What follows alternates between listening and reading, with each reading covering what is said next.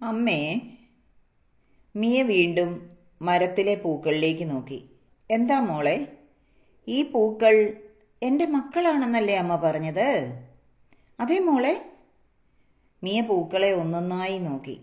പെട്ടെന്ന് അവളുടെ കണ്ണുകൾ വിടർന്നു. അമ്മേ, അപ്പോൾ എൻ്റെ കൊച്ചുമക്കളോ? അമ്മ തത്ത ചിരിച്ചു. അയ്യോ എൻ്റെ മിയേ, ഇപ്പോഴേ കൊച്ചുമക്കളെ അന്വേഷിച്ചു തുടങ്ങിയോ? പിന്നെ അന്വേഷിക്കാതെ. എനിക്ക് അവരോടൊപ്പം കളിക്കാൻ കൊതിയാവില്ലേ അമ്മേ? അവരെപ്പോഴാണ് വരുന്നതമ്മേ? അമ്മത്തത്ത മിയയെ ചിറകോട് ചേർത്ത് പിടിച്ചു. വരും മോളെ, സമയമാകുമ്പോൾ എല്ലാം വരും. എപ്പോഴാ സമയം?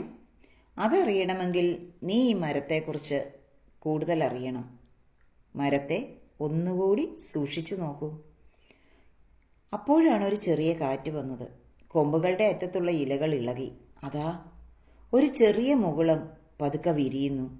അതിനുള്ളിൽ നിന്ന് 2 കുഞ്ഞിലകൾ പുറത്തേക്ക് നോക്കുന്നു. അമ്മേ, നോക്ക്, 2 കുഞ്ഞിലകൾ. മീ അത്ഭുതത്തോടെ അവയ്ക്കടുത്തേക്ക് ചാടിയിരുന്നു. ഇത്ര ചെറുതാണോ ഇവ? അതേ മോളെ, ഈ വലിയ ഇലകളെല്ലാം ഒരിക്കൽ ഇതുപോലെയുള്ള കുഞ്ഞിലകളായിരുന്നു. മീ ആ മുകുളത്തെ സൂക്ഷിച്ചു നോക്കി. അടുത്തിരുന്ന മിന്നി എല്ലാം ശ്രദ്ധിക്കുന്നുണ്ടായിരുന്നു. മിന്നിക്ക് ഇങ്ങനെ തോന്നി, ഇന്നലെ മക്കളെ കുറിച്ച് ചോദിച്ച മിയ ഇന്ന് കൊച്ചുമക്കളെ അന്വേഷിക്കുന്നു. ഇനി നാളെ എന്തായിരിക്കും ചോദിക്കുക? മിന്നി അവരെ ഒന്ന് നോക്കി, എന്നിട്ട് മെല്ലെ മാറി നിന്നു ശ്രദ്ധിക്കുകയാണ്. മിയയ്ക്ക് പക്ഷേ പുതിയൊരു സംശയം വന്നിരിക്കുന്നു. അമ്മേ, ഈ കുഞ്ഞില എപ്പോഴാ വലിയ ഇലയാകുന്നത്? അമ്മ തത്ത ചിരിച്ചു. അതിൻ്റെ ഉത്തരം നാളെ ഈ മരം തന്നെ നിനക്ക് പറഞ്ഞു തരും.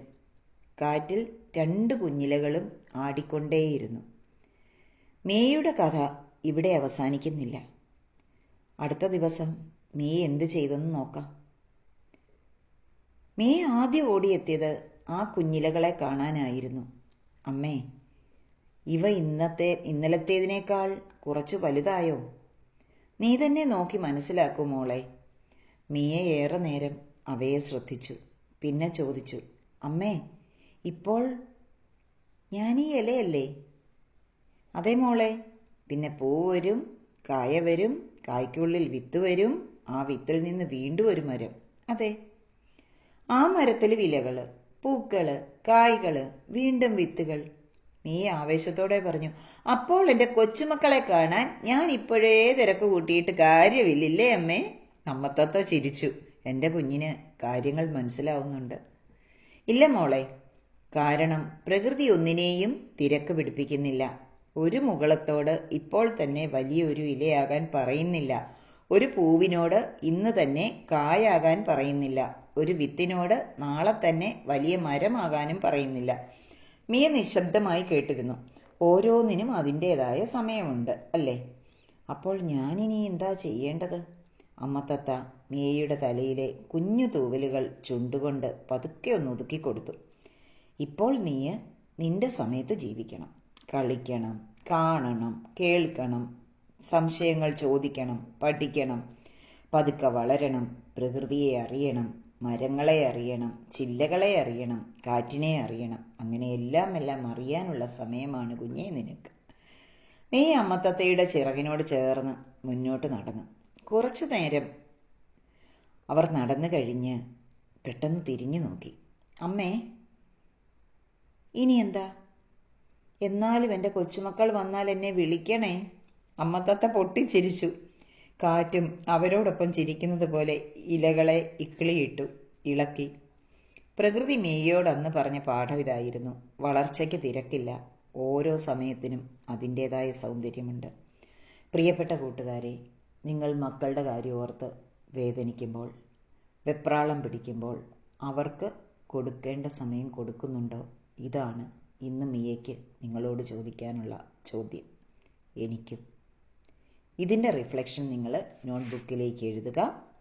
എന്നിട്ട് കുറച്ച് സമയം സ്വയം പരിശോധിക്കുക.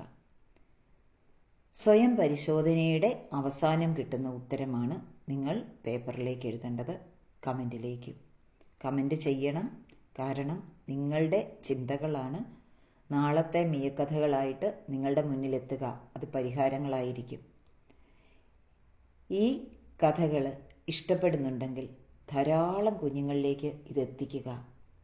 കാരണം പിടിച്ചു വയ്ക്കാനുള്ളതല്ല നമുക്ക് കിട്ടുന്ന അറിവുകൾ, അത് കൂടുതൽ നന്മ ചെയ്യാനുള്ളതാണ്. പൂമ്പാറ്റ പൂന്തേൻ ഉണ്ണുമ്പോൾ പൂമ്പൊടി അതിൻ്റെ കാലിൽ എടുത്തുകൊണ്ട് അടുത്ത ചെടിയിൽ കൊടുക്കുന്ന പോലെ, പരാഗണം നടത്തുന്നത് പോലെ, ഇതാണ് നമ്മൾ ചെയ്യേണ്ട കടമയും. സ്വാർത്ഥതയില്ലാത്ത ഒരു ലോകത്താണ് പ്രകൃതിയിൽ എല്ലാ ജീവജാലങ്ങളും ജീവിക്കുന്നത്. മത്സരമില്ല. അവർക്ക് പ്രകൃതിയിലെ എല്ലാ ജീവജാലങ്ങളുടെയും നന്മ മാത്രമാണ് ലക്ഷ്യം. ലിറ്റ്യൂഡിനും. നിങ്ങൾക്ക് ഡെയിലി പ്രാക്ടീസ് ചെയ്യാൻ താല്പര്യമുണ്ടെങ്കിൽ എൻ്റെ വാട്സാപ്പ് കമ്മ്യൂണിറ്റിയുടെ ലിങ്ക് ഡിസ്ക്രിപ്ഷനിൽ കൊടുത്തിട്ടുണ്ട്. അവിടെ ജോയിൻ ചെയ്യുക. ഡെയിലി പ്രാക്ടീസ് ആസ്വദിക്കുക. വീഡിയോ ഇഷ്ടമായെങ്കിൽ ലൈക്ക് ചെയ്യുക, ഷെയർ ചെയ്യുക, കമൻ്റ് എഴുതുക.